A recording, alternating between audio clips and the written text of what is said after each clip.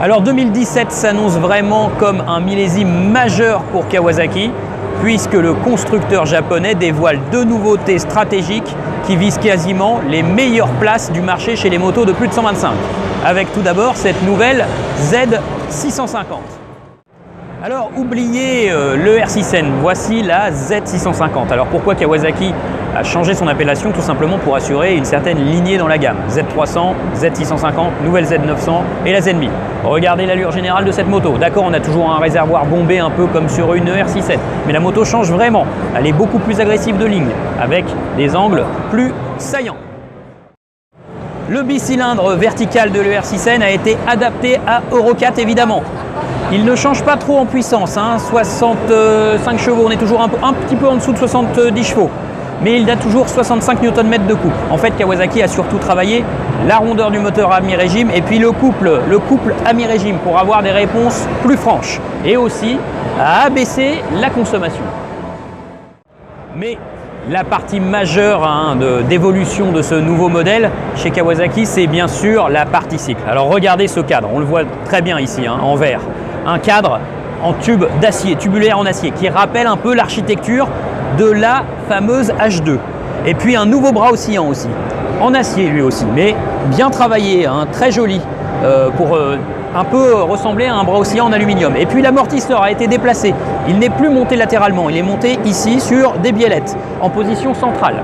Alors cette évolution de la partie cycle, ça a permis quelque chose d'assez fondamental, c'est de savoir gagner beaucoup de poids. Il y a 10 kg de moins sur le cadre, 3 kg de moins sur le bras oscillant seulement. Les jantes ont aussi été allégées, ce qui fait qu'en final, on perd 19 kg par rapport à la génération R6N. Cette nouvelle Z650 va peser 187,5 kg avec l'ABS en ordre de marche. Alors, au-delà du discours marketing tenu par Kawasaki, mais c'est de bonne guerre, on ne peut pas leur reprocher cela, Kawasaki a dû finalement se résoudre à travailler davantage sur la partie cycle.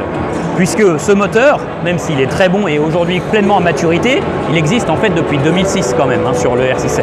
Donc à défaut de pouvoir vraiment progresser en moteur en l'adaptant à Euro 4 et lui trouver beaucoup plus de puissance par exemple, eh bien Kawasaki a pu travailler davantage sur la légèreté.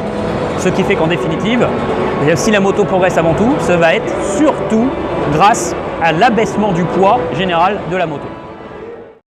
Alors vous voyez l'étroitesse de cette moto, ça vraiment, Kawasaki a travaillé là-dessus. La moto est très étroite, on a les pieds facilement au sol, même si la moto ici, sur ses socles de salon, ils ont travaillé sur la hauteur de selle pour l'abaisser. Donc ça reste une moto toujours très compacte comme le R6N. Donc ça va être une moto très accessible aux débutants ou aux petits gabarits. La moto va arriver au début de l'année, en janvier, à un tarif voisin de 7 000 €. Ce sera très bien placé de toute façon sur ce segment.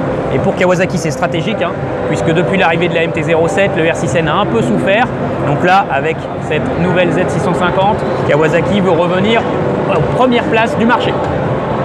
Rendez-vous sur april-moto.com pour demander votre devis.